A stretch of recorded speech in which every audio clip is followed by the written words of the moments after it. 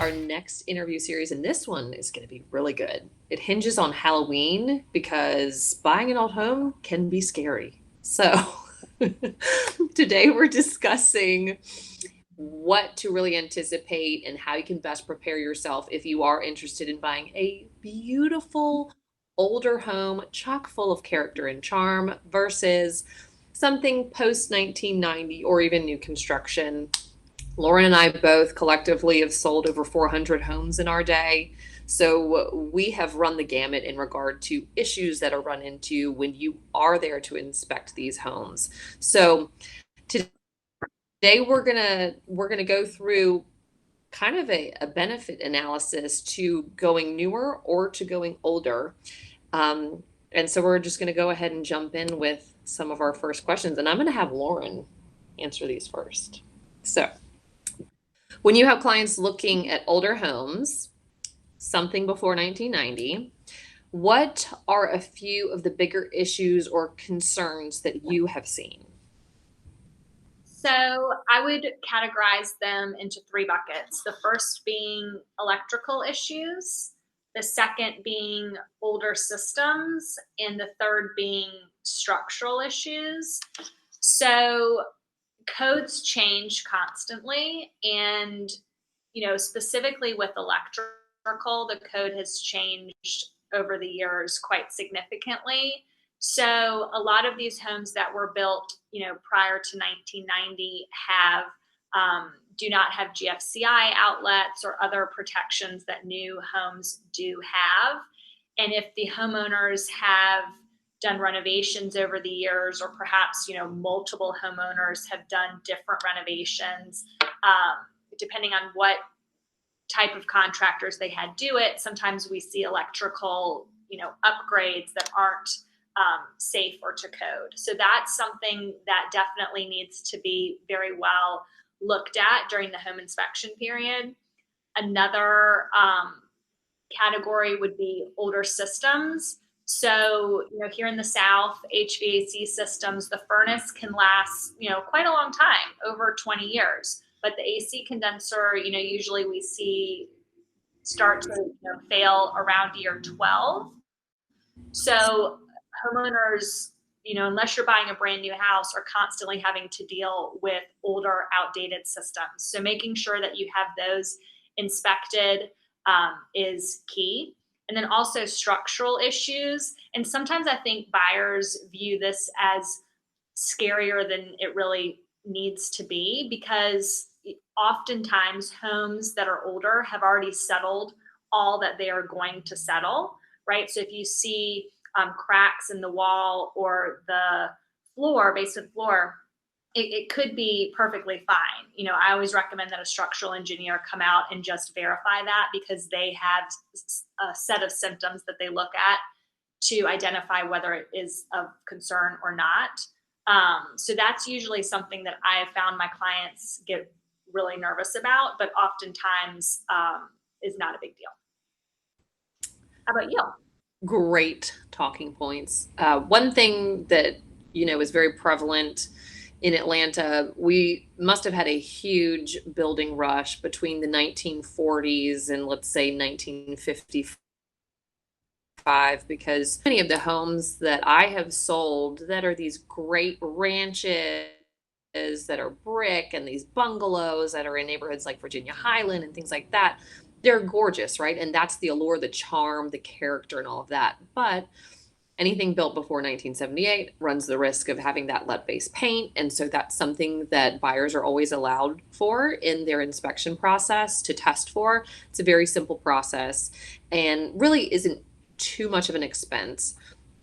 I've seen some of them come back positive, but there's always a remedy for this, and there's a EPA directed guideline to encapsulate and ensure that the home is indeed safe. So we're telling you all these things so that the consumer understands, yes, there will be some issues to run into. There inevitably are, even with new construction, but there's always a route to fix it.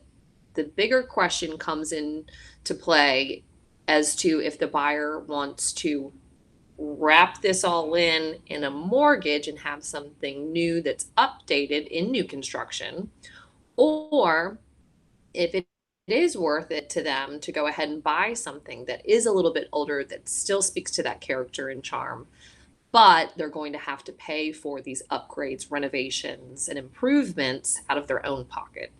So that's something the buyer has to weigh on their own and see, what the benefit may look like.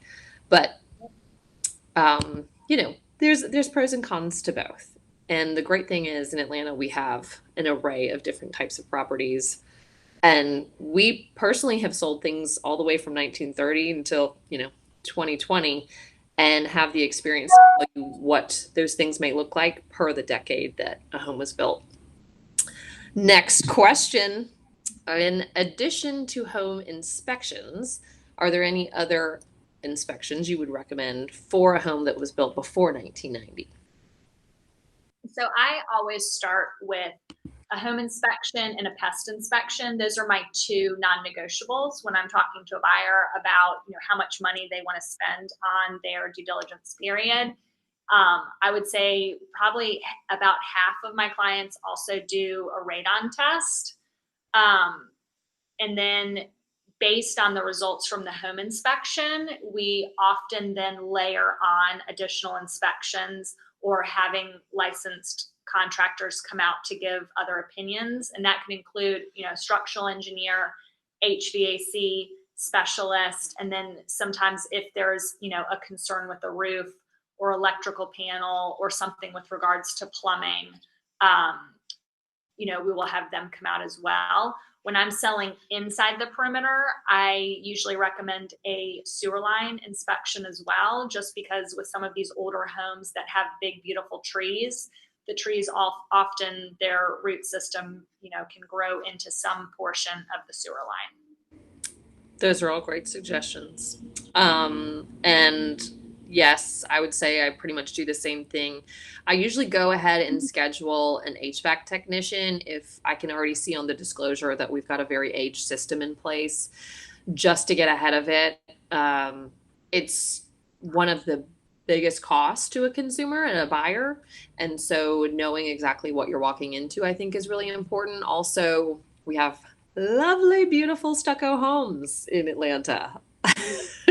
And so you want to know really what you're getting, if it's hard coat, if it's synthetic, if it is synthetic, does it have a stucco bond?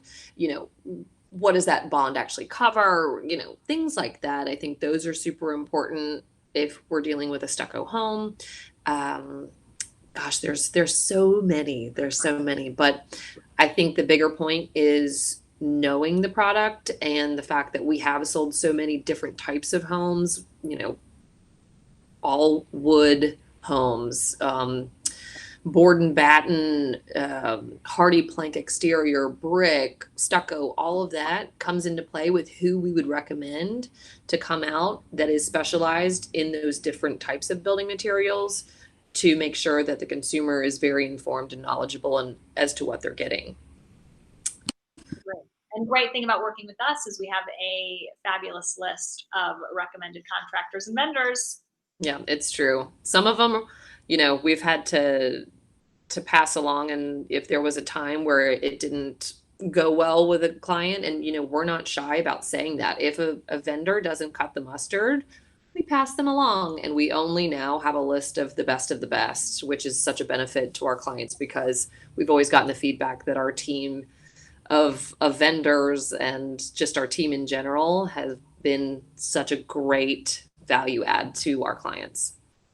So agree. It's important to both of us. So we are constantly reevaluating the list. It's true. So last question. Sometimes buyers assume that newer homes don't have issues because they are new. Can you give an example of issues that you've seen with new construction that might surprise a buyer? Yes. So I get this question all the time with new construction buyers. Lauren, do I really need to have a home inspection? I mean, it's already, past the county, building code compliance person, and it's new. What could be wrong? But there inevitably always are problems. And some of my longest inspection reports that I've seen are actually new construction. Last year I had a house that had mold that had to be remediated multiple times because it was on the lumber. I've had, some pretty significant settlement issues with new construction. I have seen systems that were installed and did not work. AC condenser is an example. Also appliances that were installed and did not work and had to be replaced. So it is so worth spending the $500 ish on a inspection, even for new construction, because the repairs that have to be made in most cases outweigh that cost. And it's much easier to negotiate that prior to closing on that new home than after. Even though most new construction provide, that 11, 12-month punch list where the builder will come back out, it doesn't matter though if your air conditioning isn't working. So those things need to be identified prior to closing. Yeah, I'd agree. I've had a handful of new construction where there were plenty of issues up front. Something people don't really realize is even if it is new construction, you've got a general contractor who's overseeing subs, right? Oftentimes these subcontractors are not licensed. Sometimes they pull people that are not licensed at all and are not very proficient in their trade. So you really have to look over it with a fine-tooth comb because I mean, goodness, I can tell you there have been so many things in full renovations where they've been discovered all kind of electrical issues and, to your point, things with mold and in crawl spaces that just weren't part of what the scope of work that they handled up front. So while that, these are uncovered workspaces, right? I mean, you think about how long a home is out there braving the rainy Atlanta elements, and there's lots of opportunities for water to get in and do some damage. right, agreed. There's so many just because yeah, construction looks like a shiny new penny, but doing your due diligence, finding out more about the builder, making sure that someone is there to walk through these things as part of a preliminary walkthrough, not even the final walkthrough, just to really identify and hone in and get to know what type of builder this is just so vitally important. So Yep. There's always going to be an issue is kind of what we're driving home. And it's just really educating our buyers and letting them know that no matter what, you're going to have issues with your home. It's the joy of home ownership. It's a constant process of updating and fixing and this and that. But what we hope to provide is a list of really wonderful vendors that can help given our clients' needs. And so that we're providing them with the resources to really navigate this process and properly and with the right people. Yep, absolutely. So that's all we've got today. I hope this has been informative, and we look forward to seeing you next week with our next series. Thanks, everyone. Thanks, Lauren.